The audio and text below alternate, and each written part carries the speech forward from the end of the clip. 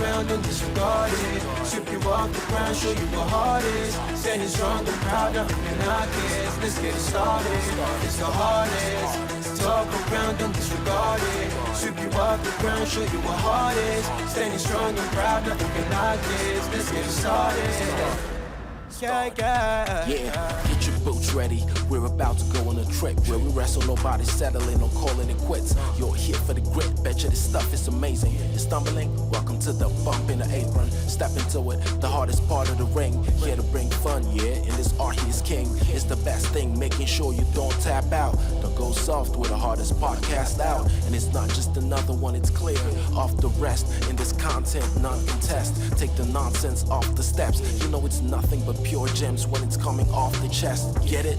Now it's time to sit and relax. Get your mind blown away, ain't no skipping this track. Have you paying more attention, no listening gap. Get everything I ever wanted, no giving it back. Yeah. Ooh, what's up, everybody? Welcome to the Apron Bump Podcast. I'm your host, Kyle, also known as the hardest part of the ring. And ooh baby, we back in WWE 2002. And man oh man. So if you've been listening to the Apron Bump, you'll know that I did not watch WWE in 2002. I'm a lifelong fan, but that 1 year I did not watch for a variety of reasons, but I haven't really watched the Raws and SmackDowns in between. I've seen a few pay-per-views from 2002. Of course, I've seen a few highlights, documentaries, clips on YouTube, what have you, right? But I haven't really sat down and watched the build-up to, for example, No Mercy 2002, which is what we're here to talk about today. Until recently, I have, if you've listened to me, you know that I watch all the Raws and the SmackDowns in between the pay-per-views to kind of witness the build-up, see what's happening on the TV shows. A lot of times this is when a lot of major storyline pivots happen, a lot of crazy moments, great matches and stuff happen on the Raws and the SmackDowns. However, No Mercy 2002. First of all, just as far as the show itself goes, look, we have a classic Hell in a Cell match. The SmackDown 6 is in full effect. An all-time great tag team match. We got even women's wrestling is seeing a bit of a spark in this time period. So there's a lot of really good wrestling on this show. The Cruiserweight title's on the line. Jamie Noble's defending against Tajiri. Lots of great stuff on this show. But let's talk about the Brothers of Destruction for real quick, because we touch on it a lot. We do more than touch. I would say we grope it in the podcast. But let me just lay the scene for you. You remember in the 90s when Kane and the Undertaker, you had Undertaker, the what they call him, the Lord of Darkness. He had the teardrop under his eye, the white face, the long black hair, the cross. Just he's disemboweling Stone Cold like he's this evil figure, this icon, the Phenom. You've heard him called that before, right? Then you have Kane, the evil demonic brother that was burned as a child and has returned to get his revenge on the Undertaker. He's laid in red all from head to toe. The mask doesn't even talk. He's just gigantic. This force of nature. He's lighting people on fire. And then they come together and it's just this holy union. It's just, oh man, as a child, terrifying. I had nightmares about these two. They were larger than life. They were supernatural. Well, let's fast forward a little bit to October of 2002. Undertaker. You got the WWE champion bringing his mistress to get in Undertaker's head, talking about how she had sex with the Undertaker a week ago while Undertaker is married to his pregnant wife. And then on Raw, you have a man named Glenn Jacobs, also known as Kane. Again, look where he started. Now in 2002, recently returned. He's winning titles. He's better than ever. A little more humanized, but he's still a monster. But then Triple H comes in, drops a bomb on us. Apparently, when Kane was an adolescent, a young adult perhaps, he was at a party because Kane goes to high school parties, does keg stands, plays soggy waffle, ookie mookie cookie, all the games that we all as guys just play with our friends, right? Kane's out there, probably got a backwards hat, probably got some Jinko jeans or whatever people were wearing back then. Hat tossing a few back, the big red machine. And there's this lady that Kane fancies. You might have heard of her. Her name is Katie Vick. Both of them are getting tossed at this party. They've drinking too much, but they have to go home. Kane offers to drive this lady because he has a crush on her, wants to get in there, wants to stick his big red dick inside her. On the way home, since they're both intoxicated, a big animal, enters the road. Kane veers out of the way, hits a tree, kills Katie Vick instantly, and then fucks her afterwards. It's a whole thing.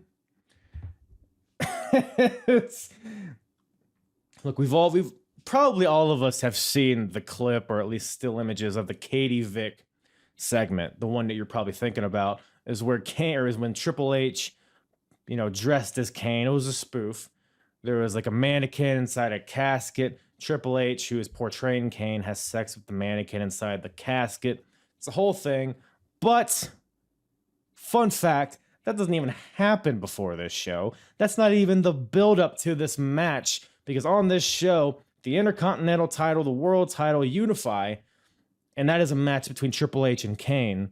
But guess what? The casket stuff, the I'm gonna screw your brains out, or whatever he says, doesn't even happen in the build-up. That's after this show.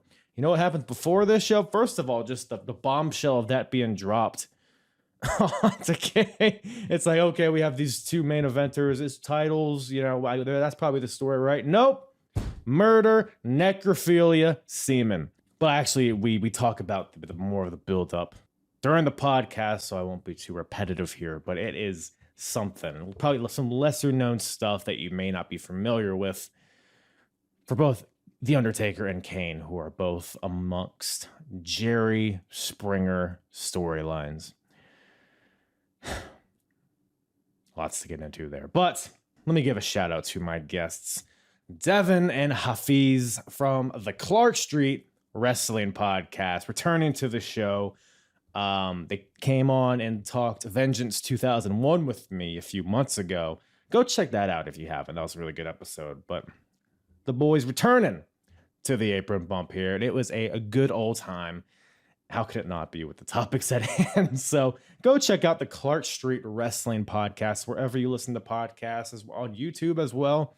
They're starting to do live shows recently, so go check out their live shows and check out, obviously, on demand on YouTube, wherever you listen to podcasts. They talk about the current product. They're some of the most entertaining guys that I've met in the wrestling podcast space. So a hilarious podcast, really entertaining, and a fun listen. So go check out the Clark Street Wrestling Podcast. All their info in the description below. Follow them on Twitter and all that stuff as well. The Tik Tok, Instagram, Facebook, MySpace, all that stuff.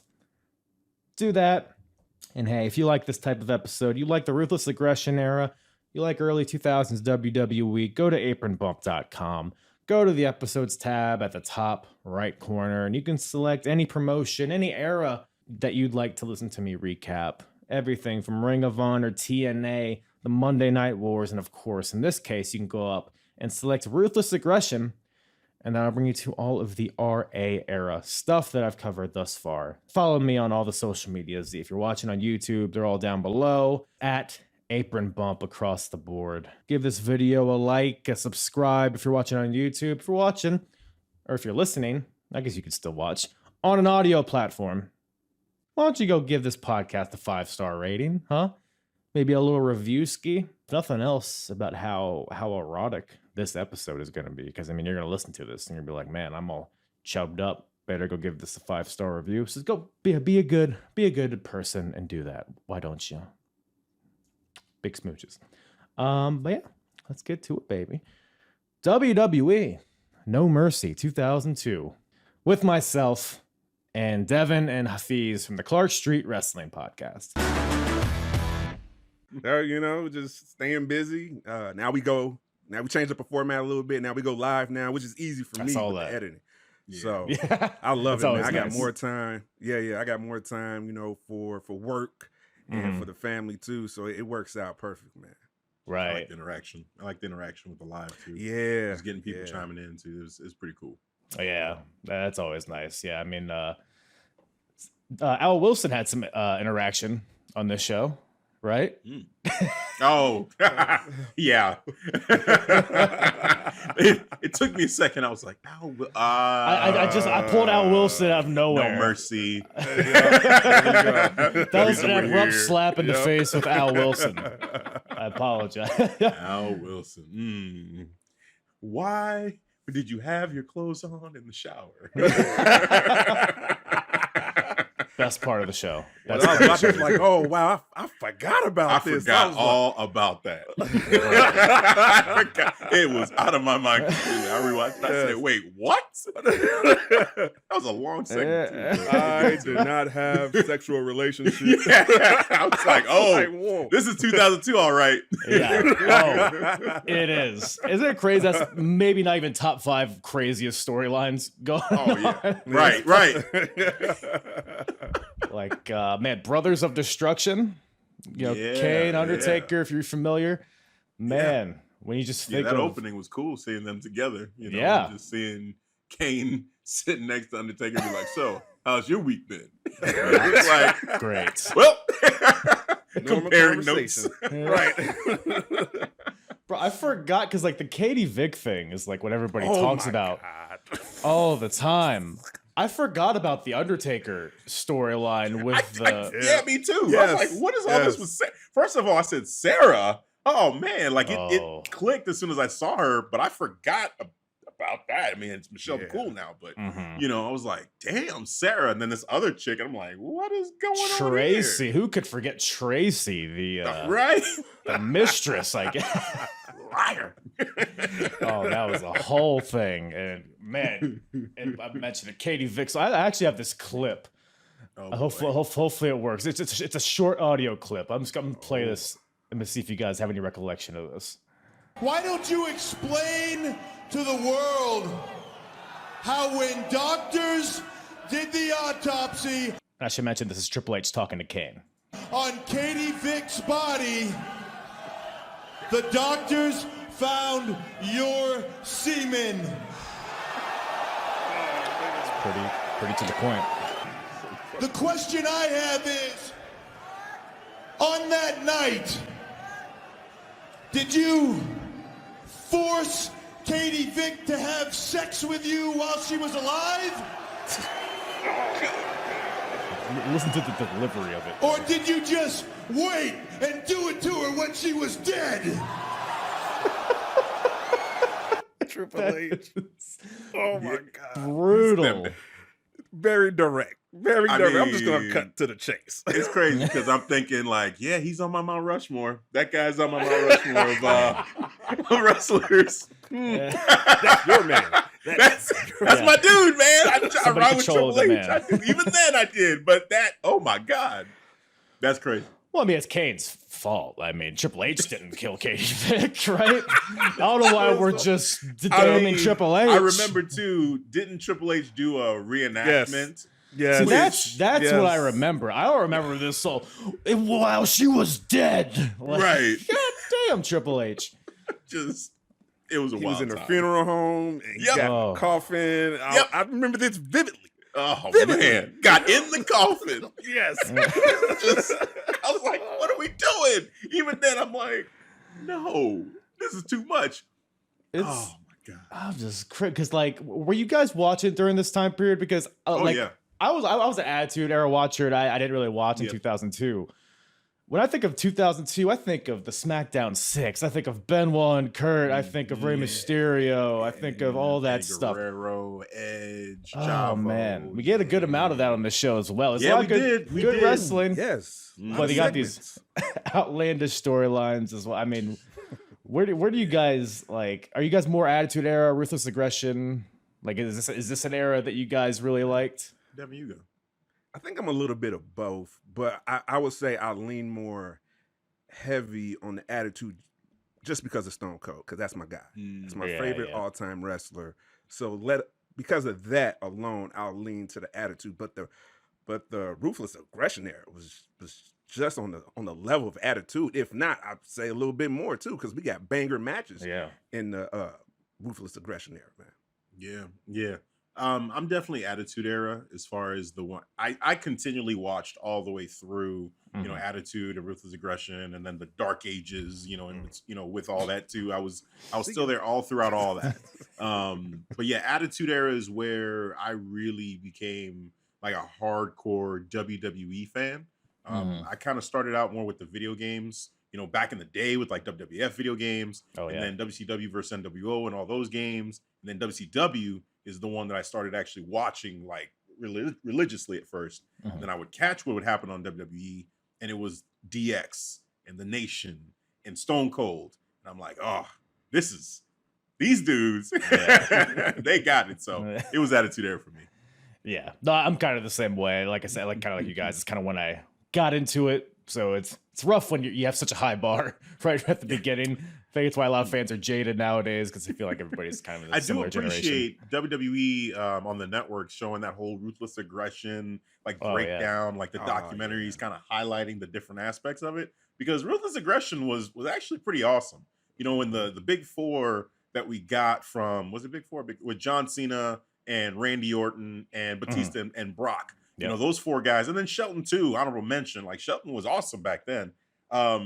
That was amazing. And then you had the beginnings of the first wave of like the women's revolution with like, you know, the Trish Stratuses and the Litas and Molly Hollies all getting to actually wrestle, you know, like actually taking part in the wrestling versus just bra and panties matches and, you know, Al Wilson storylines and you know, I mean, a little sprinkle of that never hurt anybody, right? Right. A little sliver. Yeah, there's 2 women's matches on this card, which I thought was two. Yes. AEW, man, what's going on? 20 years ago. We got 2 on in 2002. AEW, take notes. Who's your Al Wilson? Good Lord. I'm sorry, I had to. No, but I saw there were 2 because I didn't remember that. I was like, nah, they're probably just gonna do 1. And they had 2. I said, you gotta be kidding me. Even 2 back then. 2002. Dude, I can't think of one pay-per-view before this that had more than 1 women's match. I'm sure there is. I just can't think of one off the top of my head. Back then it wasn't, it was literally just, you know, you get the again, bra and panties and just things like there'll be managers, you know, and it was stuff like that. It wasn't really a focus on wrestling until, you know, they finally were like, look, let's try to do this even if Vince and WWE doesn't want us to. And, you know, Finley was training them and all that. So, it's taken a long time. Back then, I don't remember it being a big focus. Even when Trish was like at the height of her game, I still feel like it wasn't, there wasn't a focus on it to put more than, you know, 1 match a night, if that. Right. Yeah, because it was definitely still presented as eye candy, but you could tell the women are in there working their asses off. They were trying. Including this show. I mean, the matches were short, but man, they were going after. They was wrestling though, man. This was a transitional era, I think it was. They was still in that bra and panties, but Vince let them wrestle. Yeah, it was short, but I was actually surprised by the Tori Wilson and Dawn Marie. I was like, wow. Same. They were actually, I was like, they weren't just I don't remember Tori being this kind of good. They had knee pads and boots. Yes. Right. Like, okay. I'm like, they're wrestling. All right, okay. let's get into it. Luthez would be proud. But before that, the opening match here, we got the world tag team titles on the line. Got to specify because now there's 2 starting on this show. So we got the champions, Chris Jericho and Christian, versus Booker T and Goldust. This is Booker T and Goldust is probably one of my favorite teams of all time. Man, yeah, it was nice to see them together again with this. So again, there's so much time has passed. Like, it's easy to just kind of have this just leave your memory. But going back to this, I was like, oh man, yeah, I remember all the skits that they used to do together, and just how much fun they would have. And Goldust was just a fool. And then Booker T's reaction, everything Goldust would do was just great. So yeah, seeing them as a tag team was cool. And then, yeah, Christian and Chris Jericho as a tag team. I'm like, oh, that happened? Okay. And Christian was looking jacked too. I'm like, man. Yes. Christian. Right. Oh, at last, you're on. The best. Yeah, it brought good memories, man. I enjoyed this match, but I forgot like how good tag team chemistry wise Booker T and Goldust was. Yeah. And then you mentioned the backstage segment. I remember one vividly of the Star Wars scene. You see Booker T in backstage, got the lightsaber, just real serious, but it's so entertaining, man. So yeah, these guys were great. Man. They were yin and yang, man. They knew how to react off each other. I think it elevated Booker T to a new, because before his thing with Goldust, he was kind of just floating around. He was a heel coming off the invasion angle. But I feel like this elevated Booker to a new level. And I would honestly say, like, this period, maybe more closer to WrestleMania, probably is, would you agree, is peak in popularity, at least in WWE? King Booker. I think King Booker, for me, that was the character that I didn't see that coming, where he was just so over and so popular and so entertaining. And he was a heel through all that, but it was just like, this dude is a fool, but like entertaining is all hell, and he's winning matches. Then he had his wife Charmel with him too, and he would take his time on his entrance, do little pinky, and just like the little pyro pose coming out of his dude. throne. For me, that right there, again, I did not see that coming. I saw him in WCW, and man, he had so many G.I. Bro and all that, which were very forgettable. But then the Rock copycat stuff he was doing, it's like, this right here, I feel like, as I guess just Booker T, that character, this is probably the most over that he was. I agree with that. And then WrestleMania time when he went against Triple H and they botched who should have won that match. But King Booker, I feel like that maybe his best work, in wrestling is when he was that character, because it was just so like he seemed to be having fun and the crowd loved it. It was a character that just it was larger than life. It shouldn't have worked as well as it did. It shouldn't have. Exactly. But it connected with the crowd. The crowd was getting it over. He was getting heat, and then they started cheering him. He even put on the accent, which was just the cherry on top. His natural accent. I don't know what we're talking about. So yeah, but I think King Booker was peak Booker. Yes. I mean, I would probably say Black Snow is probably his best, if you guys remember. TNA fans? Oh, when he had the headset on and he was in the ring. Oh, that's peak. But to each their own. But pretty solid match here. The one notable thing here, Jericho goes for his he springs off the rope into a drop kick, but the rope snaps. The second rope just comes apart, and luckily nobody got injured in the process. It's actually amazingly. The amazing thing about it is because they go to the finish, Jericho bulldogs Goldust on the one of the tag belts, and instead of going for the lion salt, which I assume was the planned finish because he can't because there's no rope, just goes to the top rope and it's a moonsault off the top and gets the win. Great improv by Jericho to make that work. Luckily, they didn't get hurt. He didn't get hurt. You can see Charles Robinson too, just shocked, like, what just happened? And then he's trying to fix the rope. They're going for the pin. I think all that was real, where he just was in the wrong spot. He's like, oh, I'm supposed to be doing this pin. And then goes over there. Like, it was just one of those accidents that you're like, wow. But then I think they rolled with it really well to the point where you could almost make a case for maybe that was a work and they want to do that, but damn, that's way too dangerous to be at work. But I just love how seamlessly they seem to just go with the flow on that. And Jericho pulling off that moonsault. I don't remember Jericho doing a moonsault off the top very often. No. He usually just does that lion salt. I can't ever remember. So to see him go to the top, it was like, oh wow, okay, like Jericho has that in him, at that time. Cool, that's awesome. You almost want him to pull that out, a couple more times in his career. So, yeah, he's a pro, man. Sometimes that top rope Hurricane Rana, he still pulls that to this day, Yeah. So we still see that one. Yeah, that is true. That's true. But it was a good audible by Chris Jericho, man. Yeah. When I saw that second rope snap, I was like, oh shit, I remember this now. Yeah. And then he was going for the moonsault, but great recovery and just smooth audible to do the moonsault from the top of the rope. And I was like, damn, okay. And I was like, was that planned or not? So to Hafeez's point, it got you thinking either way. But he said he leans more shoot. To me, it's like it's in the air. I still can't figure it out to this day, 20 years. Yeah. He's a wizard for a reason, man. The wizard strikes again on himself. He didn't know how powerful he was. Right. I don't know my own strength. My own wizard strength. Couldn't control his powers at that time. No. He was just getting into his powers, into his wizardry. He was Harry in the first book. Yeah, right, exactly. Yeah.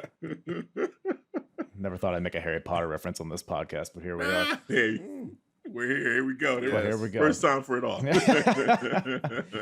But, man, so now we got the number one SmackDown announcer here with Al Wilson. Yes. Oh, well. Al. Jesus. Good old Al. Get this dude, man. That is definitely an actor, right?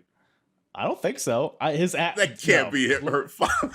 Was that? I don't know. You saw this guy. He's not an actor. Well, he's not a good actor. Yeah, that's true. That's true. If he's an actor, they lost their money on this dude because I get their money's worth. He got what is going on? Funaki for whatever. When Funaki is the one holding this all together, you're in a bad situation. So he's basically throwing the clips of previous weeks on SmackDown where Al Wilson has been seduced, I guess, by Dawn Marie. Because Dawn and Tori have been having bikini contests week after week, and Dawn's always like giving him sneak peeks and accidentally, quote unquote, gives him her key to her hotel room one night. And then I believe it's the SmackDown before this, Tori Wilson walks in on them in the shower, Al and Dawn, and Al Wilson still has his slacks, his button up on. What I love about this too is when I saw it, I said to myself, it's weird that he still has his clothes on because she's just naked and he's in there like just full clothes. So I'm like, why? And then sure enough, Funaki asked, this is the question we all want to know.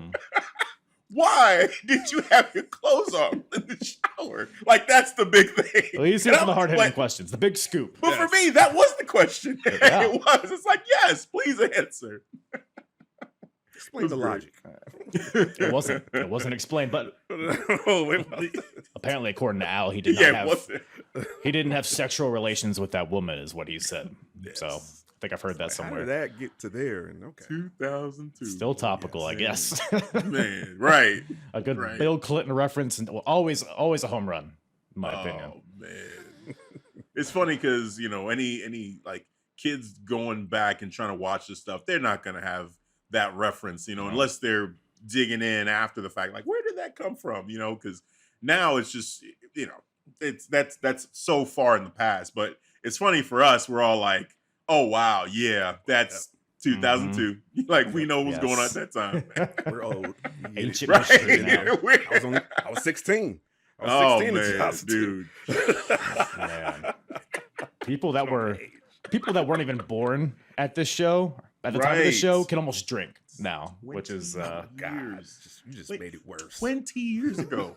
That's almost to the shit. When did this show have? Almost to the day. Look at us. Yeah, man. Yep. But we got that leads us, of course, into Dawn Marie versus Tori Wilson. And like we were talking about, man, these ladies went out there they had a wrestling match. They weren't just pulling hair. They weren't ripping each other's clothes off. They went out there in knee pads, boots, wrist tape. We're doing holds. We're doing hip tosses. And I mean, it was a lot better than I expected it to be. So for whatever reason, I enjoyed it. Tori wins with a swinging neck breaker. Not a slap, not a stink face, a whole ass move. But what you guys think about this whole deal? I thought, my expectations for this match was low. Because I'm thinking like, all right, aggression there. We got Tori Wilson, Don Marie. It's probably, like you said, some hair pulling, just little strikes here and there, just slapping circles, all like that. I'm like, oh, wrestling? Oh, okay, cool. And I guess I'll put my pants back on. Zip up. Focus in here. All right, yeah. I'm like, okay, let me pay attention, see what's going on, man. They're doing some wrestling moves, man. Okay, all right. I see you fit, Finley, man. You're doing your thing, paying it off. Yeah, for me, I mean, same. It's a lot of the same. I was not expecting for this to be an actual match. Especially with these two, I always thought that they were predominantly the ones that they would use in those, bikini, bra and panties kind of things. And so it would just be a real quick cat fight. And, maybe there's, the dad comes out and does something, and it's just over in a couple minutes. But no, they went out there. I don't know the timestamp, like how long this match went, but it felt like it went maybe a good like 10 minutes or so, maybe 8 to 10 minutes. Yeah. But for that time, what's that? 4 minutes and 40 seconds. It felt longer, but I looked at the That's funny. timestamp. Yeah, because it felt longer than that. Yeah. But I think because of that time, we're used to so much less than what they did do. So yeah, I mean, kudos to them. There was that one moment where they were rolling around and the referee got tangled up with them, and then he's like, the ref was basically sus, mounted first Dawn of all, Marie. because they didn't just roll into him. The ref was like, he did a full ass reach around onto Dawn Marie. He wasn't stuck. He was knew that what Jimmy he was doing. Cordero too? I think it might have been. Yeah, Okay. you're probably right. You're probably right. And it just full on creep like move that he pulled, and he was proud of it. And at that time, you got Jerry the King Lawler, loving it. It's such a different era, of wrestling and just everything, that I was seeing it. I was just cringing. I was like, man, you can't do none of this now. Like, there's no way. It's canceled immediately. Like, I think the King said, "Oh, the ref must be horny." I was like, "What?" People were just letting anything fly. Semen. They would anything. Well, not letting semen fly. You know what I mean? But anyways. Anyways, so we got Rob Van Dam. So that match exceeded my expectations. I would say this next match probably didn't really reach my expectations. We got Rob Van Dam versus Ric Flair.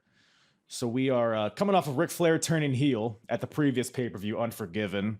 This is when Triple H defended against RVD. Flair comes in, hits RVD with the sledgehammer. Now we have this match. So solid story behind it. But as far as the match itself goes, I feel like they felt like they were going through the motions. It felt like it never really reached like out of second gear to me. I don't know. What did you guys think about it? I thought it was a decent match for me. Just Flair just doing his Flair stuff, chops, around the ring, doing his antics. RVD, Rolling Thunder. I actually was calling this. I'm like, all right, he's getting ready to do his Rolling Thunder. Yep, there it go. And this is 20 years ago. Yep. So, yeah. He kind of has this, he kind of gets into a formula at some point. Right. It definitely felt that way. But yeah, it was nothing, too spectacular, but it was just Flair putting Rob Van Dam over. Yeah. Yeah, I mean, looking back at it, it's one of those where I feel like I did not have high expectations because I'm thinking Ric Flair at that time, like he was already kind of up there, in age, and he would go on to wrestle for a couple more years. He's only halfway through his career at this point. Well, you're right, exactly. Yeah. But like, I guess it was a real clash of styles between the two. Yeah, like you got RVD, who's fast-paced, high flyer, like extreme type of guy, versus Ric Flair, who's just one of the most charismatic guys, but very like slow-paced, methodical, uses tactics and strategy to try to find his way to a victory. And it was a real clash of styles that I was like, I don't know if they really mesh well together. I don't know if this is a great opponent for either one of them. I thought Ric Flair did a good job of, this is Ric Flair, so selling and making RVD look good. I think he did a great job there, but I just feel like the clash of styles there, it just wasn't the best matchup for either one of them. And, for RVD, it's kind of sad watching it because I think, man, when this guy was in ECW, I thought, he was on top of the world and he could be, the guy in wrestling. And I think for a lot of people, for a time there in ECW, he was, even though he never was their world champion. And then going to WWE, it was like, okay, is he going to be like, Shawn Michaels-esque, like one of those guys? Are they going to ever give him that push? And that one night stand where he ended up, beating John Cena with the help of Edge was like, okay, he got a little bit of shine there, but his career never really got to that peak. And watching this, I feel like they just never really figured out RVD in WWE. They just never really got it. I think probably the best of it was maybe him and the Undertaker and seeing some of those matches for the hardcore title of all titles, the hardcore championship. That's the one we covered, right? Vengeance. Yeah. So for me, I think that just watching this match, that's kind of where my mind went, is watching like, man, like if only they could have figured this out. If only RVD maybe was around in this era, with Hunter and with the NXT guys, and seeing like what could have happened with that style of wrestler, what RVD could have been. I mean, who knows? But it's. I felt a little bit like, okay, it was a little bit underwhelming, and I kind of expected it because of the Clash of Styles. Yeah. No, that's a good point. Flair even had a match with Eddie Guerrero a few months before this, and that was the same kind of thing. Just kind of, And Flair would eventually transition into more of a manager, I guess he would wrestle as an attraction, but not really a full time, really. But it is what, as far as RVD goes, I think when he first got there during the invasion, I think they kind of had it figured out at that point, and I think eventually kind of just molded himself into the WWE formula of what they wanted him to be. Because like when he first came in, he was in world title matches with Stone Cold, and he was up there with Kurt Angle, Undertaker. Like even like the Jeff Hardy matches, even though those were like undercard matches, they like stole the show. So it's a wonder. He did have that brief peak at One Night Stand, like you said, but lots of intercontinental titles for RVD in the future. Forever workhourse. Yeah, we're getting the victory over Ric Flair here. No, nothing wrong with that, I suppose. Was solid. Yeah. But speaking of ECW, we got a ECW legend, The Big Show here, talking to Stephanie McMahon. So we're at this point here where Stephanie is the GM of SmackDown, Bischoff's GM of Raw, and there's a lot of hostility between the two GMs, a lot of competition. Which I guess first of all, what do you guys? That's like a big topic today, as far as like the brand split. Like, should they be split? Should they not be? What do you guys think of this era where Raw and SmackDown are very distinct shows, and even like on screen, there's like a big competition between the two? I like the in-house competition. It kind of resonated on the screen, and you saw that. You saw Steph really behind the blue, and then you got Bishop behind Raw, and you saw the different managing styles too. So I like that as well. It's definitely different, and it just, the way they just presented it, I think they did a good job with that. And then it tied it in well with this segment with Big Show. Yeah, I think the competition, it'd be nice to, if we're gonna keep it going now, to kind of take what they did then and really make it about these two brands trying to outdo each other. Mm-hmm. It was very fun. At that time, it was so like, it's almost like they're two separate companies that, were at war with each other. It's like they were trying to recreate kind of the Monday Night Wars, even though they're on two different days. But like they tried to make animosity between the GMs and between the brands themselves. Like, we're Raw and we want to beat SmackDown. And of course, Survivor Series, it's like they really tried to let it all out around that time. But I just feel like, watching it now, where it's kind of, it feels like it's done, but it's not completely done. And you just kind of ask yourself, well, what is the best thing? Should they just end it? Should they just keep it going? But I think they could learn a lot from what they were doing before, because it seemed like they were way more committed to making it two distinct brands. Yes. And honestly, the networks might like that too, where it's like, hey, we have these specific, wrestlers that are here on our show and they're creating a distinct brand for Raw and for SmackDown, really making and fleshing it out, like they did back then. Because for me, it was clear what SmackDown was trying to do. Yep. They had a lot of, the technical wrestlers and just like those young, like hungry wrestlers. And Raw felt like, okay, this is like that traditional WWE Vince McMahon feel, where SmackDown was trying to be different. If you do that right now, I think that'd be kind of interesting to see. Yeah. I think they was on the precipice in 2016 with Shane McMahon and Daniel Bryan, the whole Land of Opportunity gimmick they was doing for SmackDown. And plus, they took it an extra step. They was doing exclusive pay-per-views too. So, yes. I think if they went back to exclusive pay-per-views, man, could you imagine? That would be cool. I like that. Yes, and a lot of people got their opportunities because of that. You had AJ Styles as champion, main eventing. You had Miz and Dolph Ziggler main eventing on the exclusive pay-per-view. You couldn't do that right now, though. Not with because Roman Reigns is going to be a main event every time. Close. I'm glad you brought that up. Right. Let's get out the way. Right, Calvin G. All day, every day. Let's get that forever champ. Gotta get one jab in per episode. I know. Hey, man.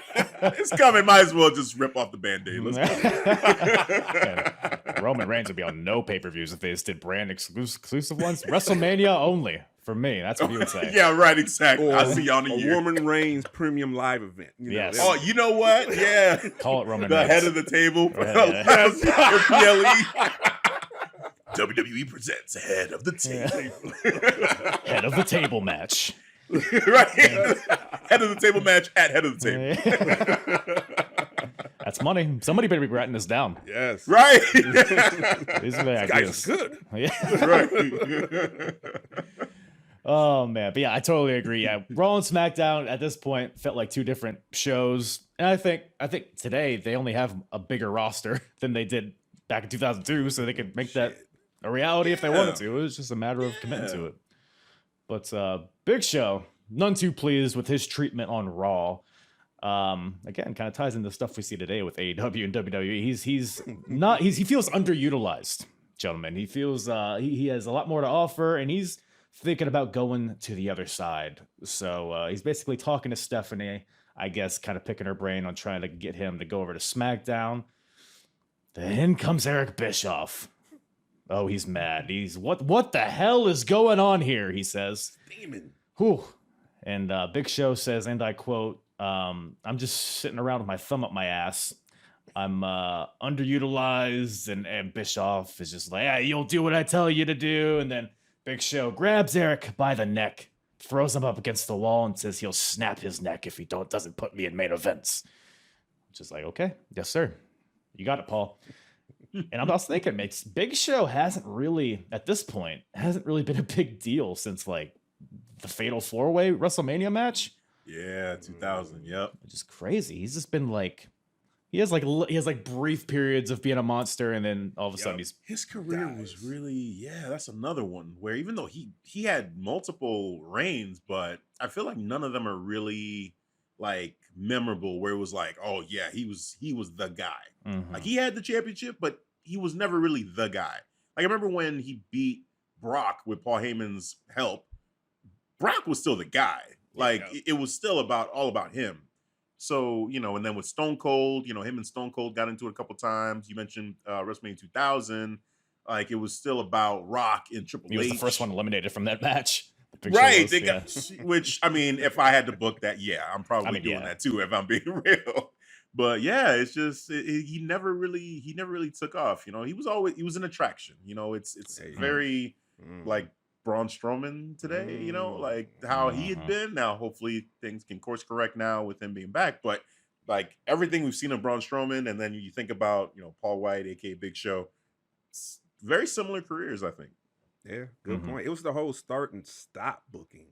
Yeah. Heel face. Yep, I was just about to say that. Yeah. Yes. Dude, who are you? Who are you? Legitimately, you're this big ass dude, but who are you? It's like 7 foot and 500 pounds. It's like you don't have the time to hate him. You don't have the time to love him. So you're just kind of sitting there in the middle. It's, this big bastard's here again. Wonder what he's going to do. Right. But on the opposite end of the spectrum, we got some smaller gentlemen here fighting for the cruiserweight Championship. Jamie Noble. Tajiri versus Jamie Noble, the champion. Oh man, Jamie. Ooh, you guys like Jamie Noble? Ball of energy. Yeah. I don't know. Seeing him I was like, dude, I love this dude, man. He's the best. He's the best. He was great. Yes.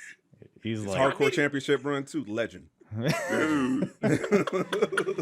He's like, I don't even want to call him a guilty pleasure because I'm not guilty. I love Jamie Noble. I have no shame. He's great here, man. The cruiserweight division, that's another thing as far as like separating the brands, having their own distinct identity. The cruiserweight division on SmackDown. So SmackDown. Yeah, it's always going to be blue to me, the cruiserweight division. We got Jamie Noble, Tajiri, as Jamie Noble calls them. Former tag team partners. They kind of been a group in the weeks leading up to this, but Tajiri, I guess, got too comfortable with Nydia and Jamie Noble. Even though Jamie Noble has kind of been like a cuck, you know, when he first started, like he let people make out with Nydia in front of him, and that's a whole thing. We don't need to get into it, but that's a whole nother show. Yeah, that's a whole nother episode. That's behind the paywall, you see. But yeah, as far as the match goes, I mean, it was a fun match, really fun, as all these cruiserweight matches generally are, especially in this time period. You got Jamie busting out a running electric chair, which looked nasty. You got Tajiri throwing all his crazy Tajiri kicks. You forget. So good. I feel like Tajiri, a lot of people think of like the comedy he did with like Regal and stuff like that, but goddamn, man, he's a monster in there. I go back to Tajiri and like even Super Crazy in ECW. Yes. Like those two had classics. Yeah. So looking at Tajiri here, it was amazing how he was one of the few that in his wrestling, you know, going from ECW to WWE, I feel like he didn't really change anything in ring. You know, those kicks were very, you know, they felt to me watching as a kid, and even now watching again, very stiff and like, man, it scares me looking at Tajiri using his feet. And then the tarantula, you know, is one of those moves where it doesn't make sense because he can't submit him there, but it looks painful as hell, and I don't want to be in it. So, just love Tajiri, man. So much respect for that dude. Yeah, he's the best. Then the finish comes when Tajiri hits his buzzsaw kick on Jamie Noble, but Nydia gets on the apron, starts making out with the ref to distract him, because what else are you going to do, right? So, 2002. Never misses. Oh, my God. Everything was off the table. Man, if we had a bingo card for 2002 wrestling, it'd be filled already. But, right? Noble hits his Tiger Powerbomb for a 2 count. Some good false finishes in this match. Yeah. Tajiri goes for a victory roll, but Jamie Noble reverses, and Nydia holds Jamie's feet to keep him in place. Dastardly Nydia, and that gives Noble the win here. And then Tajiri, because I know when I lose something, I furiously make out with the spouse of my opponent, which is what Tajiri does here. Kisses Nydia angrily, and then Noble's like, hey, that's not how you do it. Let me show you how to do it. So he starts kissing Nydia, and then Jamie Noble gets kicked in the head. So yeah, 2002, right? Mm-hmm. What a time. Yeah, this match was fun, man. Yes. I remember, you know, watching this match, and this was right after the Rob Van Dam, you know, and I'm thinking like, man, I'm actually more entertained with this match than the Rob Van Dam Ric Flair. I'm 100%. like crazy. Yeah, oh yeah. Yeah. Definitely. I was just enjoying the false finishes. I'm enjoying Nydia, what she's doing. And I was watching MTV, that, you know, the whole Tough Enough reality show. That's when it was, you know, before they started hiring supermodels and all that good. But now I'm like, oh man, I remember she was one of the first winners, and she was having a good time too. Just, I love her reaction when they won, and she's hugging the cruiserweight title like it's hers, and like it belongs to her, and she's just kissing it. She's like, oh, it's gonna give him that double wide, baby. Yeah. Going to Applebee's for dinner after this. Yeah. And then Jamie Noble, man, I was like, God damn it, I forgot how good you were, man, and how entertaining he was, man. So it was just a great match. Tajiri did his thing, the whole stiff kicks. I was like, man. And he still wrestles to this day. I was like, hey, if you and Shinsuke want to get down, hey, I would love to see that. I'm sold. Yeah. I'm sold. What about you, Hafeez? Any other thoughts on this one? Not really much to add here, man. Like I said, I Jamie Noble, I was a big fan, and you know, with Tajiri, it was a pleasure just to be able to watch him again. Nydia doing her thing on the outside is just wild. 2002, just madness. Yeah, but just it this whole experience just is bringing back so many great memories of that time.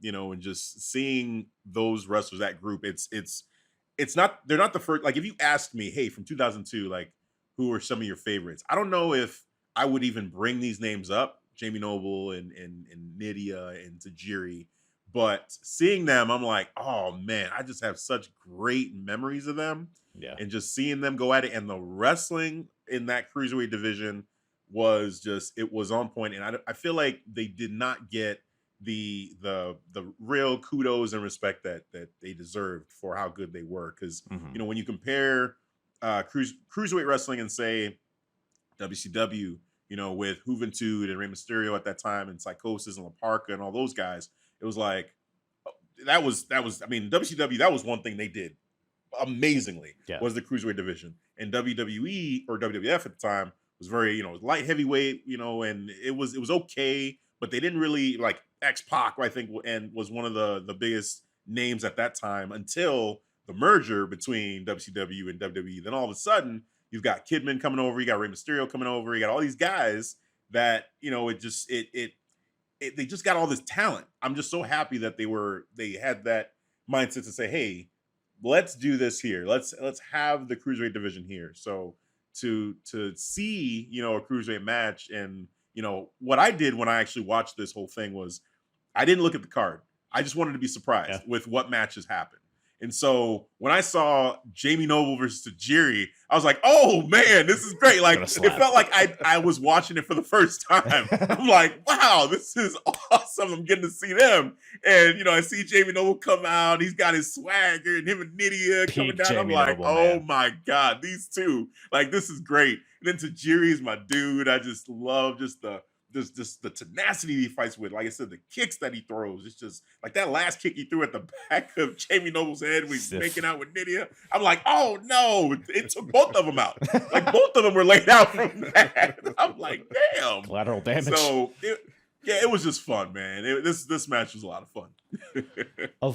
Of Tough Enough 1, who do you think had the more successful career, Nydia or Maven? Nydia. Ooh.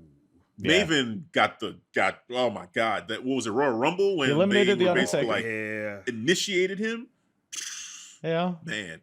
I mean, yeah, that was intense. I wouldn't want to be him, but Nydia, I feel like she got it, you know, a little bit more respect, and just, you know, better booking to an extent. She did end up getting blinded by the black mist of Tajiri, so that's nothing to sneeze at. So man.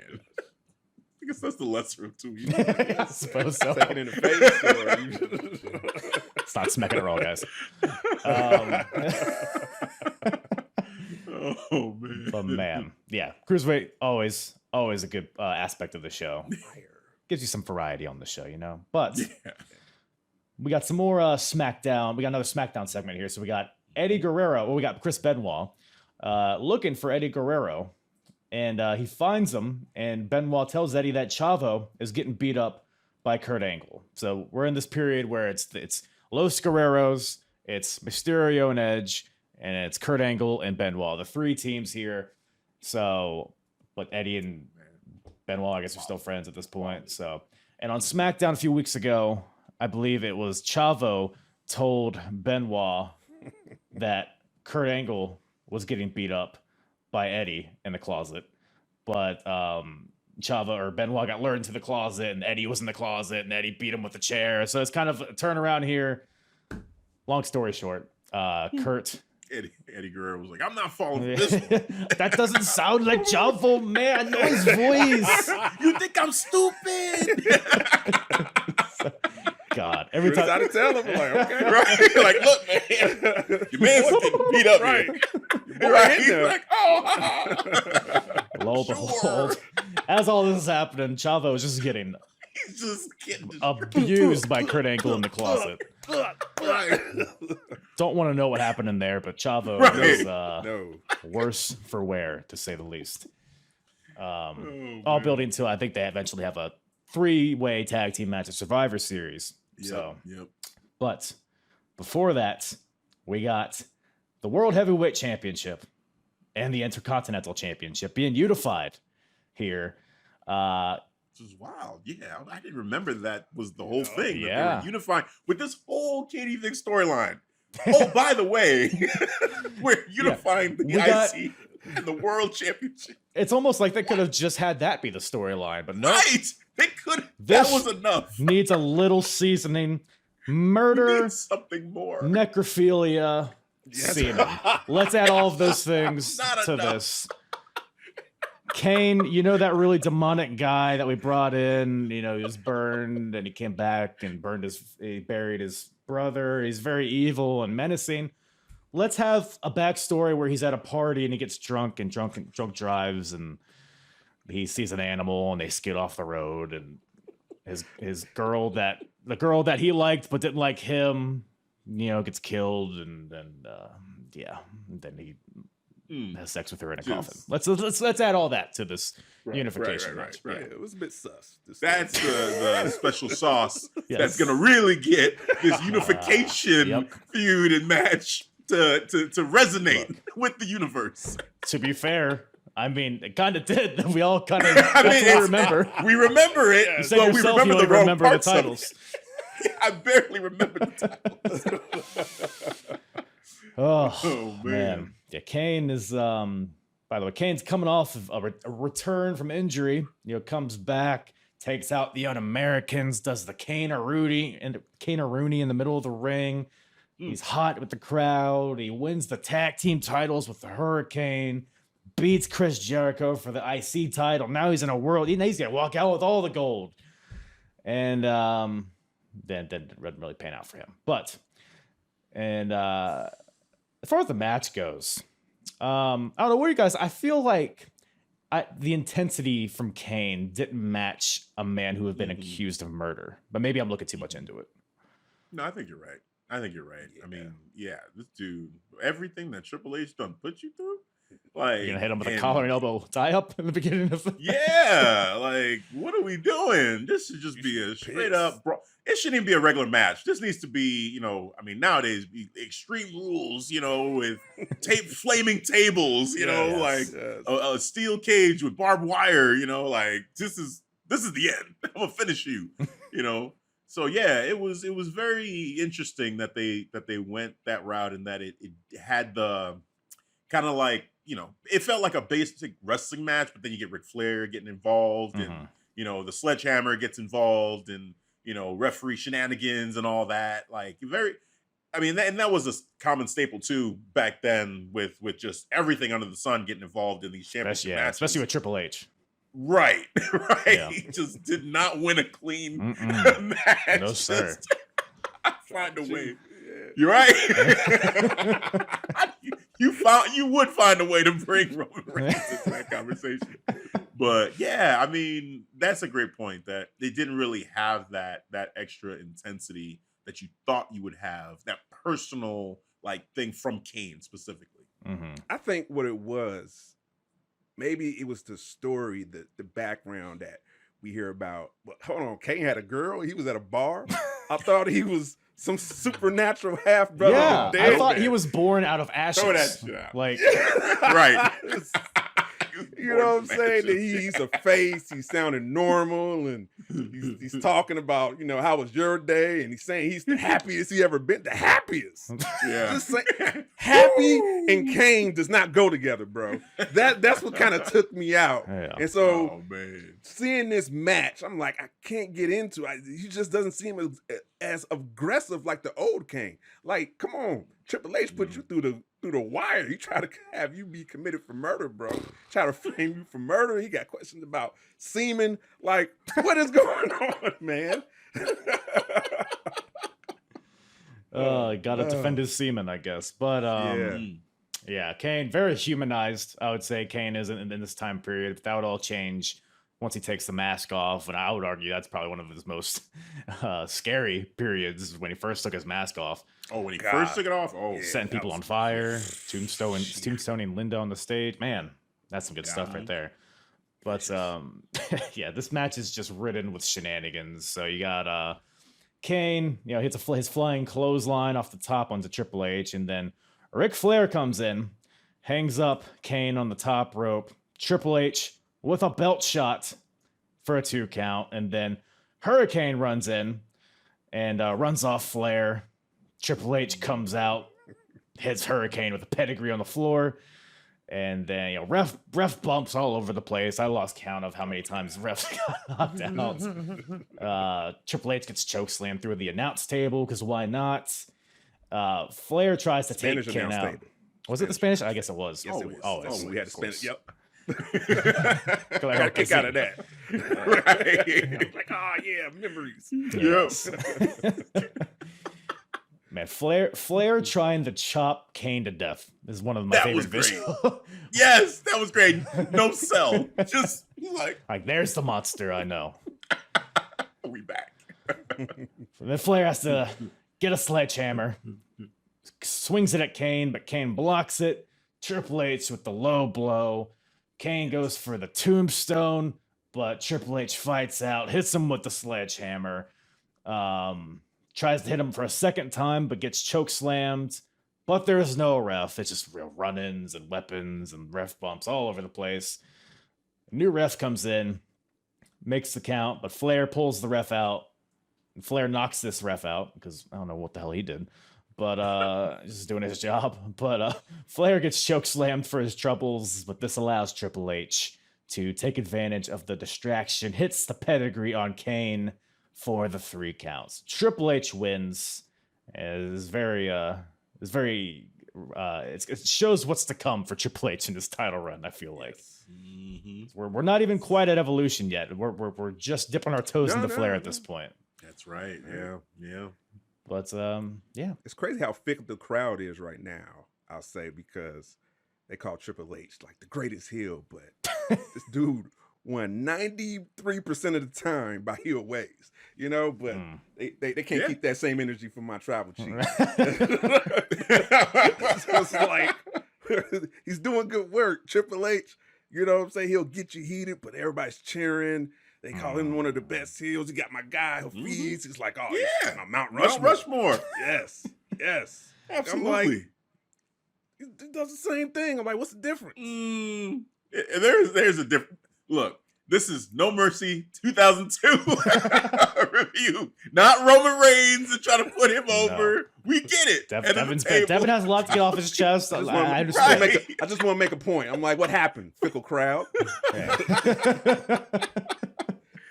Cheering for Kane. You know what I'm saying he's happy. That shit wouldn't work in this crowd, I bet.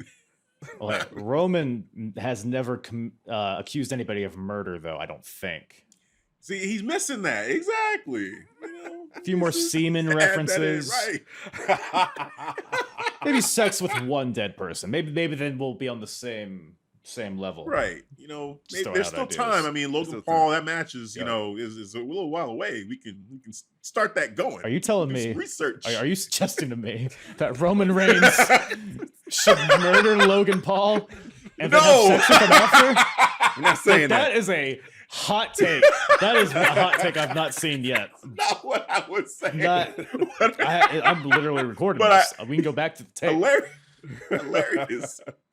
But no, there's some skeletons in the Paul brothers closet. I'm sure we could dig some information up, and Roman Reigns could get the wise man to do some research and find some stuff out. Like, hey, by the way, when you were, young whippersnapper, it was just the same storyline. That would go over well. I think the Fox executives would be very happy with that, actually. Her name was Katie. Like, wait, what? Katie who? Kane's like, I told you. It's Glenn coming out there in a suit. Well, my goodness. From one ridiculous storyline to another, we got Stephanie McMahon's office, and Tracy comes in. You guys know Tracy, the mistress of the Undertaker. That's Jezebel. Comes in.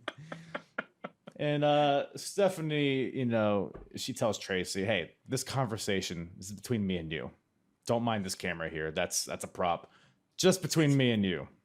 That was killing me the whole time. I'm sorry. Make sure to stand parallel for the hard camera. Just between me and you. What's the logic in this? Camera right there. There's a boom mic. What's this? Why's the red light on? You guys recording? Ambiance. Don't worry about it. Don't worry about it. Yeah. So Tracy, we kind of alluded to this earlier, but basically Paul Heyman brought in Tracy. I guess she was a former flame of the Undertaker back in the New Generation days, which is just a funny thought of Undertaker, making coitus with women, in his hat and his mask. Probably did he wear the mask during it? I don't know. But Tracy's here, and she basically accused Undertaker of having sex with her a week ago while his wife, Sarah, is pregnant. She did this on SmackDown, but now, since they're having a confidential conversation between Tracy and Stephanie, Tracy admits that she lied. She was just doing it as a favor to Paul Heyman and Brock Lesnar. And after she says this, Undertaker mysteriously appears. I don't know if he was just hiding behind a fucking plant or what. If I stand very still, they won't see me. But Taker's like, "You lying bitch, I knew it. It was a setup." So I guess Tracy's done. That's it. Just finish that story.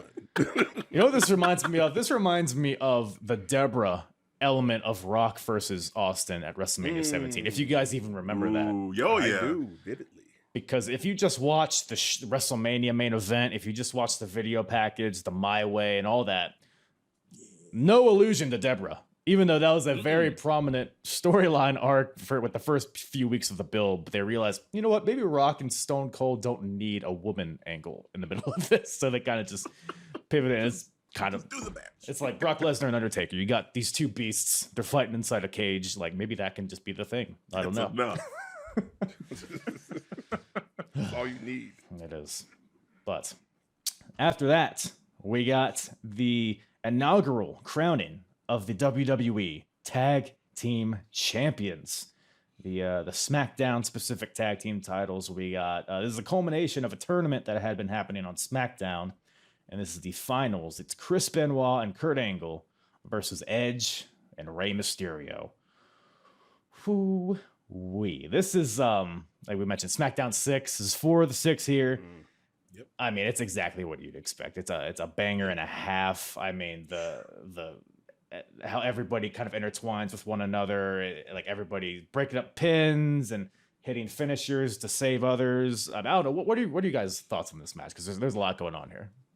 It's, oh my God, it was like 100 miles an hour in this match, but it just worked fine.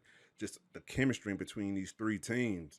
Mm-hmm. And what's crazy is I'm watching this, I'm like, oh shit, I forgot about this match. I even forgot about the finish, because when the finish happened, I was shocked. I was like, whoa. Yeah, I actually forgot who won this match when I was watching it.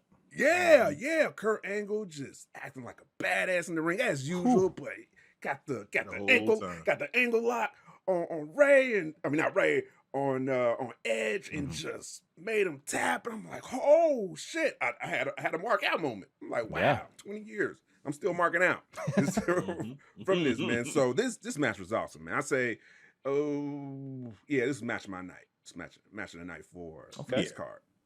Yeah, I'm with it. Yeah, man. This was such an amazing match. It's it's somewhat bittersweet because we're talking about Chris Benoit. It's just like the unfortunate, just terrible acts of this man outside of the ring. We all know, and it's been talked about over and over again.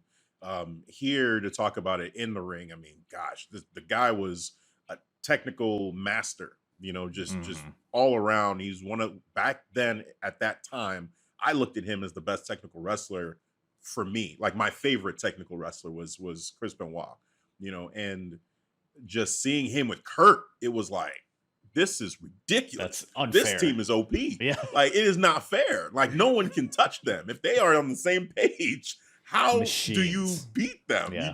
To me, it was just like a foregone conclusion, especially when Rey Mysterio was in there in the beginning and Kurt Angle is just tossing him around. He's like, look, go tag Edge. I'm done with you. Go tag Edge. I said, wow, this is what we're doing? This is what we're doing right now. Right. Rey Mysterio gets his eventually, but I was like, that kind of set the tone for me and how I viewed them as a tag team. But yeah, just great match. Definitely a match of the night. You know, contender for sure. I'll go ahead and say match of the night. Just it was awesome. It's a match that I think a lot of these matches you could do now, but this match especially, I feel like you could take this to pretty much any company too, to an AEW, you know, to an Impact, you know, definitely WWE, you know, and it fits into a lot of the styles that we see on the indie scene, you know, as well as like an AEW, you know, where it's more like fast paced, go, you know. So I think there's a lot of influence that a lot of the guys now get from this group that we're seeing here, you know, that 6 from SmackDown and the 4 in this match in particular. I think it's very influential to what we see today. Yeah, it's crazy because these aren't teams. Like, it's just 4 individuals, but for whatever reason, they knew how to do Great it. chemistry, especially towards the end, man. Like, that's the first thing I noticed. I'm like, wow, these are just not tag teams. They're all singles, individuals. To be fair, though, at this point, there's not a lot of tag teams. I think Billy just got injured, so Billy and Chuck's gone. Like the tag team tournament, I didn't write them down. You had like those names were real random. You Devon know, and Ron Simmons, Brock. Like what? Devon and Ron? What? They just put the 2 black dudes together. Let's just call it what it is. They said, "Hey, man, the black dude from APA, the black dude from the Dudley Boys. Damn, we gonna smash y'all together. Let's just see." I think Mark Henry and Farouk were a team before this, so maybe I don't know. I'm not saying anything, but just Vince was not very, you know, subtle with that. He just kind of rock the do-rag, bro. Come on. Right on. We ain't even going there. That dude. Do-rag Vince? I have no comment. Right. Hulk Hogan will be coming for you. But yeah, awesome match. I mean, you guys said it. But one of the spots that really stuck out to me, it was kind of just a whatever spot, but when Chris Benoit had Edge in a crossface, Ray does the 619 motion, but like launches himself at Benoit and nails him right with his knee. Then you have like all the like Germans and all like the close calls and the spear for a 2 count, or the pin's broken up. You have Edge tosses Ray up onto Kurt, who's sitting on the top rope, and hits a Rana. Just crazy cohesion between these guys. And then, like you said, Kurt wins with the ankle lock. Pretty straightforward finish. Something about the way he was twisting it, man. He was putting a little extra mustard on this one. But yeah, awesome stuff. And I think they would go on to have like a 2 out of 3 falls match on SmackDown. So this is the first of many great matches between these guys. Yeah, I feel like Kurt at this time too, like he was kind of transitioning from kind of being that goofy, like, you know, milk drink. I mean, he was still doing a lot of that stuff, but starting to get real intense. Like, you know, to the point where when he fought Shawn Michaels at that WrestleMania, it was like he was on another level, like on another level. And he had his time, but I feel like Kurt is another one where he just it should have been what they were doing for Brock. They could have done that for Kurt just because of how good he was. Yeah, just really saying, hey, this dude right here is the best. Period. They say the best in the world for a lot of guys, and Kurt Angle really, I think, was the best in the world during his time, especially at that, like, leading into that Shawn Michaels match after he beat Shawn. That was, oh my god, like they did the whole ECW thing, and I'm like, you know, I feel like keep him on the main, you know, roster, you know, and have him be your guy, you know, is what I wish they would have done with him. But yeah, this right here just kind of there was little nuggets of Kurt is a badass. Yeah, he can, you know, 3 eyes, he could be corny and goofy and funny sometimes, but damn, when he wants to get serious, yes, he will really break your ankle and get serious. So once that bell rings, when the bell rings, it's all business. And yes, because we even saw it like Vengeance 01. They had the 4 people fighting for the undisputed title. You had Rock, Austin, Jericho, and Kurt kind of felt like that 4th guy. Like he felt like a tier below the other 3, or maybe even on the same as Jericho. But you know, yeah. I think we're going into this period, to your point, where I think the whole thing with him and Brock, I mean, it felt like they had a year-long rivalry or something. I think that's the closest to him being like the guy, at least the guy of SmackDown for sure. Yeah. But got something a little different up here next. We got the women's title on the line. We got the champion, Trish Stratus, versus Victoria. So this match is pretty short, but it was pretty dense with action, as it's a pretty common theme. And we kind of talked about it earlier, how like women, they were going at it. I mean, they were presented as eye candy for sure. They were still doing the bikini contests and the mud pit, pool of mud, jello matches and all that stuff. You have Lawler on commentary and all that stuff. But it's like, man, they were in there. They were going hard. And eventually, Trish goes for the Stratus faction, but Victoria throws her off, but Trish rolls her up for the win out of nowhere. And really the highlight of this is Victoria and the character they're giving her, because she's really like this psychotic, like unhinged chick, where they're really just kind of starting here. Because after the match, Victoria boots Trish right in the face, and it's like clawing after her, but security's like pinning her down to keep her down. So the match is fine for what it is, but I think Victoria and the direction for her is what stood out to me. Was this was the lead in to Trish versus Victoria in that hardcore match that they had? Yes, that was SummerSlam? Yeah. Survivor Series when that match. Survivor. I was gonna say Survivor Series. Yeah, because that seeing this match made me think of that one, and I'm like, this has to be what was leading into what kind of kicked that off, because that match was at that time. I think that was the match that I said, well, they're really letting the women go and do stuff that the men are doing on a hardcore level now. Damn. Like, so this was kind of like a sneak peek at that, especially from Victoria's standpoint, with the character starting to come through. And yeah, I was a fan of what Victoria was doing. Trish was great, but it almost, I feel like Victoria started to get some people behind her a little bit, because it was like, whoa, this is interesting. Like, people were intrigued by her. Yeah, she had a hardcore, zero fucks, character. And that's what I was attracted by, especially the wrestling. She was coming out presented as eye candy, but once that bell ring, shit, she is a wrestler. All right. And yeah, that's what I was thinking about too. I was thinking about their hardcore match. I was like, fuck, I gotta watch that. Because I remember they were both bleeding profusely, man, just leaking.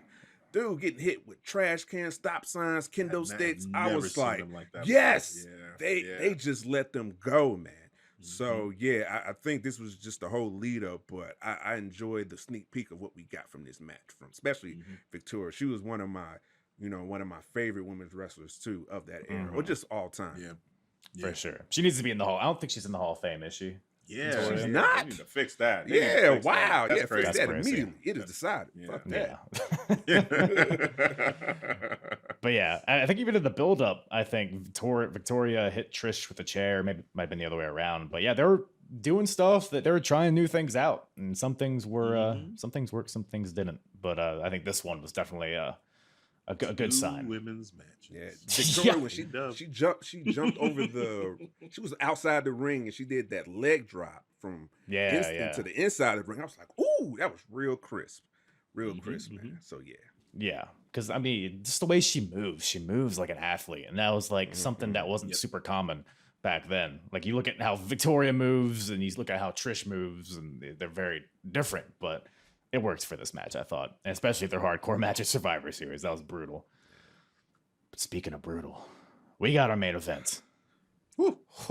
Speaking of blood, speaking of eye candy, we got the Hell in a Cell match. The WWE title on the line. We got the champ, Brock Lesnar, with the Wise Man versus the Undertaker. Man. With his original love. Yeah. I'm gonna say this. Paul Heyman's low-key the MVP of this match, because he's pouring blood. He didn't even get in the cell. He's leaking too. Right, like he was leaking too. Dude, him I'm like, man.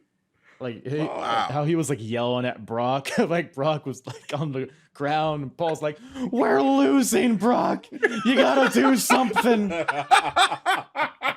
It's like, God, It's Paul Heyman going all out. But yeah, this is such a good match. Where does this rank for you guys in terms of Hell in a Cell matches of all time?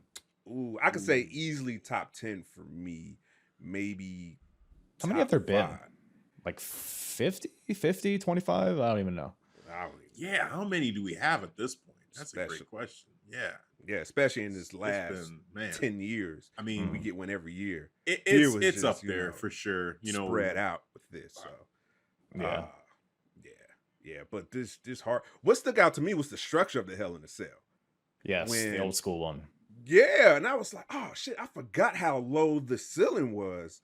And Undertaker was grabbing, like using the balance. I was like, oh shit. I'm like, that's right. It was lower, but the Hell in a Cell was wider too. Yeah. In this one, because this one you can actually go outside the ring and run around if you need to, which you did. Saw Paul Heyman getting pulled against it too. It's just leaking from that. But yeah, man. But I would say top 10 for this Hell in a Cell. I love because it feels like it's actually like a suffocating structure. It feels like you're trapped in. It feels like you can't escape. Like now it just feels like this big ass red building that you can run around. It just feels like a normal match. It just happens to be in, you can't see as well. But yeah, I mean they were like hanging on to the trusses, like on top of the ropes and swinging. And Brock was doing these swing kicks, swinging from the truss at the top of the cell. You have I should say Undertaker. In the build up to this, Brock Lesnar broke Undertaker's hand with like a gas tank or something, propane tank, and Undertaker's in there with a cast, this big ass cast. It's like a weapon, but Brock is out to take out this cast. So Paul Heyman takes off his belt, and Brock is able to tie Undertaker to the wall of the cage. And I just love this visual because Brock has the chair. You see Undertaker's hand. He just smashes his hand over and over again. Just brutal looking. Even breaks the belt. Just out of sheer just hitting it so hard. It breaks a leather belt. And Brock eventually rips the cast off. Takes a while, but he gets there. And so they get to the top rope. A lot of top rope stuff. Like I said, they can hold on to the top of the cell, so they're more apt to do that. Taker throws out a suicide dive at some point in this match, which is something. And there's one point where Brock, some of the most brutal steel steps shots I've ever seen in my life. Ooh, yeah. He did not hold back. Obliterates the Undertaker and tosses the stairs over the ring, like to the opposite side. Brock. I don't think he meant to even go that far. I think he wanted to aim the right. He said, how strong I don't know my strength. Right. God. So much blood. Taker is just crimson mask.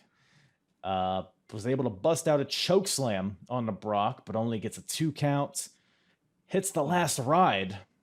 This is he got spite on that too. He did. Brock Lesnar's not a small man. But he goes for the pinfall, and Brock Lesnar breaks up the pin by grabbing the bottom rope. What are your guys' thoughts on that? Does it make sense? Maybe I'm looking too much into it, but I feel like, because they were doing pins on the outside, so they've established that it's falls count anywhere. Yeah. I see your point. I liked it. I liked it when it happened because I like it when it's like, damn, he would have had him, and it's that kind of like and I was so sucked into the match. But if we're being real about it, it doesn't make any damn sense in the context of a Hell in a Cell for there to be like a rope break or, DQ. Like there's no DQ. There's no rules really. It's just you pin or you submit and that's it. And so you're right. But I was caught up in the moment of like, okay, that's a way to get out of it typically. So I just accepted it. But it was a mistake on their part. Just to have that as part of it, because it shouldn't have that rule. Yeah, strong point. And it's funny that when I saw that, I was like, wow, even to this day, you can still get some foolishness in Hell in a Cell with DQ finishes. So it's almost ironic that I saw that. I was like, wow, it's just, wow, okay. Well, Vince was like, he kind of showed you. He was like, hey, this possibly could happen in the future. So Seth Rollins and Bray Wyatt don't look so bad. No. There were no big ass cartoony hammers in this match. No, man. That 35 curves. It's too brutal. Call it off. Too brutal. But this match, yes, you know, with the rope break, I'm on the fence with Hafeez that it was so fun, it was so violent that I kind of just threw it out the window. I'm willing to accept anything that happens in this match, anything in this match at this point, because these guys are just almost about to die of blood loss at this point. And I think too, I was so distracted by all that. Yes, especially from Undertaker, man. You see the drip like a faucet, bro. I'm like, oh my God, man. Just take a break, man. Just make sure you clean. Yeah, you guys have been. Brock's got it cut short, but Taker's like, in that last ride, I almost got worried because I thought his head was gonna hit the top of that metal steel. I was like, oh my God, did he hit it? Did it hit it? I don't. That's why they made the. He had him up there. Yeah, they were going at it. And then you got when he did the pin, like and so the blood from him is on Brock now. So like his whole lower chin has Taker's blood on him. This was brutal hell, man. But this so when I think of Hell in a Cell and what I want Hell in a Cell matches to be, this is like one of those matches I think of because they're using the cage. Right. Like it's a small cage. Brock is just getting launched, and like the way Brock will just sell, like getting thrown, he just flies into the wall. They're getting cheese grater all over the place. The chair shots, like I mentioned, to his hands, and the steel steps, the steel chairs. And after all of this, it just takes one F5 from Brock Lesnar to get the win. But I love the transition though. That transition was clean. Tombstone, reverse it, but he doesn't tombstone it. He says, nope. Picks up Undertaker and fire and carry. Yeah. What? Just over. Perfect. Over. I said, okay, I accept it. If you're going to hit me with one F5, do it that way. And I accept it. I mean, it didn't make sense with all the blood loss. Come on. One F5 and you leak like two gallons of blood. Like, yeah, that'll do it, bro. You probably on the verge of death right now from the impact alone. He might need to try it. Like, he's lost so much blood. Get him to a immediately. Hook him up to something. Right. God, but yeah, brutal match. Brock gets out there, climbs. The way he climbs the cell, he just looks like King Kong. Just he takes like 3 strides to get all the way to the top of the cell. Hops up there, athletic, built up on top of it's just awesome image, awesome match. And yeah, you guys have any other thoughts on this? Just Brock being Brock, man. To this day, that's how he is. Yeah, and it hasn't changed, but it's still like somebody in this world, in this wrestling universe, show me a boring Brock match. I dare you. You know, I can't think of one. Man, I mean, the one would be that Brock Goldberg was pretty bad because everyone knew he was leaving, and so everyone tuned out. The only person that got any love was Stone Cold. Of course, Stone Cold. And another one is actually the one where he broke the streak, because that match was actually kind of ass. If I remember, I haven't seen it in a while. I don't remember liking it. But also Undertaker, I think, was concussed like in the beginning. So it was like the fact that he finished the match at all was loopy-eyed. Yeah. That one, that's one that I kind of put out of my mind because I was so upset at the fact that they went that route. It's like, you know, of all the people that Undertaker had faced at WrestleMania, that Shawn Michaels, if they would have given Shawn Michaels one of those victories, I'd have been like, oh man, I might have cried because I was so rooting for Shawn to pull it off and not have to retire. And then you had Triple H and Shawn was there, and you got the super kick to the pedigree transition, and he kicks out. I'm like, this is never happening. This is never happening. And then they gave it to Brock. I was like, he doesn't need this. No. Come on, man. Albert, but, you know, A-Train could have used it at WrestleMania 19. Oh man. Think of where they could have gone. Big Show and Albert both getting it. Oh man. Yeah, Batista and Randy Orton, one of those two guys. I think that would have been cool to give those guys that kind of win. Then they gave it to Roman Reigns after. Nah, but he should have been the first one, like, though, if he was going to. If Roman would have been the first one, that would have been sick. That would have been sick. That would have made a whole lot of sense, because especially at that time, he was still ascending. So to give him that notch on his belt, that's the beginning of the head of the table right there. Because then the crowd, the way they turned on him and just were booing, they were already kind of against him, but the way they were booing him the night after that Mania event, that could have been the start of all of this right here. This is my yard now, and I'm the head of the table, blah, blah. I'm glad the way it turned out, but that'd have been a nice revision. We got there eventually. For the Tribal Chief. We got there, right? We figured it out eventually. Yes. It only took a pandemic to figure that out. It took a nice shutdown. Needed a new set of teeth. That's all it took. Yeah, right. That was what was missing. Oh man, you guys have no mercy on that. But speaking of which, we have no mercy. Any other thoughts on the show? Anything we didn't talk about? When I watched this pay-per-view, I got to be real. It didn't feel like I was watching a pay-per-view. It felt like I was watching a SmackDown Raw show because of so many segments. Because the segments actually, stood out to me. I was like, wow, it's like almost every segment after the match, any match, it was just, we got a segment, so it felt like a 3-hour Raw nowadays, or just a SmackDown. So it didn't feel like that hit that the matches hit, but overall for me watching that, felt like it was just a just extended show, not a pay-per-view. Yeah, I agree with you. I think there was something too about maybe the size of the arena. Like, it felt like it was a little bit more condensed. The first visual that they showed of like the crowd and the ring and the Hell in a Cell, was like, this doesn't feel that big overall. So that was an initial thought, but man, I just had so much fun. Again, I didn't look at the card, so I was like, ooh, I just want to be surprised. Like, what am I gonna see?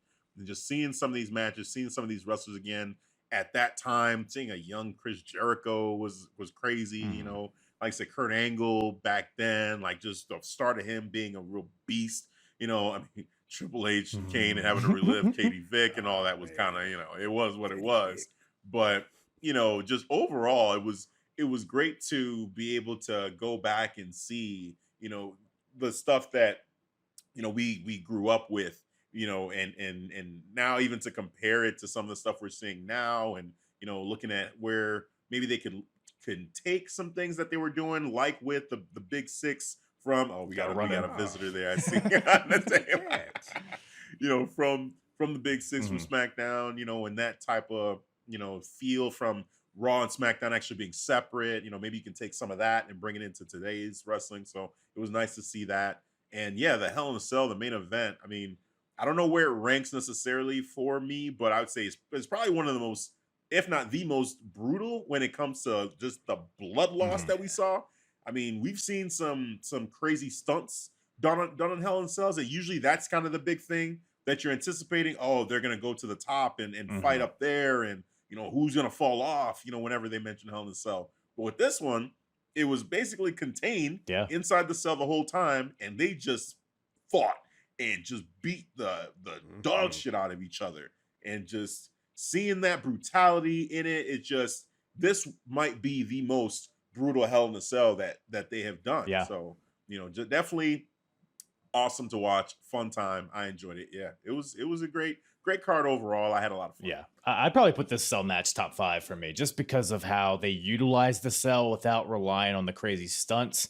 Because I think before this, they had even like Jericho and Triple H. Like, no one got thrown off or anything, but they went to the top, and there's like a flaming 2x4 used, and you had Cactus Jack obviously going through the cage and stuff like that. So just the sheer way they were able to just create a brutal story here without relying on stuff like that, just purely just kicking the shit out of each other, like you said, it was awesome. But I think that brings No Mercy to a close. And I'm trying to think of a segue I always try to like have a pun to transition into your podcast. I don't know. Maybe you guys watched the show on Clark Street or something. But speaking of which, thank you guys once again for making the time to check out the show. Come on, recap it. Where can everybody find you guys in the Clark Street Wrestling Podcast? Oh, it's real simple website, clarkstreetwrestling.com, ST for their abbreviation, where you got all your social media. So you got Facebook, Twitter, Instagram, TikTok. Yes. There we go. We're going to do it on this show, too. I was like, I'm going to pause for a little bit. And, of course, your audio, video needs, and we got the merch. Plug our merch real quick. Got shirts. We got hoodies for this time of weather. And if you're down in Australia and in the southern states, all right, we got beach towels, okay? Get your beach towels. Don't burn your ass. Get your ass off that hot ass sand. ClarkStreetWrestling.com/store for your pleasure. It is decided, and thank you, Kyle, for inviting us. We always have fun just recapping retro of course, bro. Yes, that is fun. That's fun as hell. So appreciate it. Always. You guys are always welcome, for sure. Once again, thank you to Devin and Hafeez from the Clark Street Wrestling Podcast. Always a hoot. Always a good time with those guys. Choke me? Go check out the Clark Street Wrestling Podcast. Wherever you listen to the podcast, check out their shows live, YouTube, all that stuff. Follow them on all the social medias. Again, all that in the description. Follow me at Apron Bump, apronbump.com for all my full episodes. Buy a shirt, rate the podcast, review the podcast. Have sex with my dead corpse. Do all of the things that you do to support your favorite podcasters. And yeah, I think that's about all Daddy has for you guys today. Thank you guys so much for listening. I love you all. No mercy. Theme song's a banger on this one. No mercy. All right, I'm done. Thank you guys so much for listening. I'm hard. Yeah.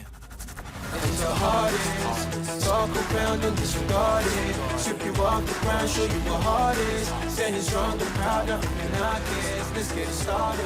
It's the hardest, talk around and disregard it. Strip you off the ground, show you what hard is. Standing strong and proud, nothing I guess.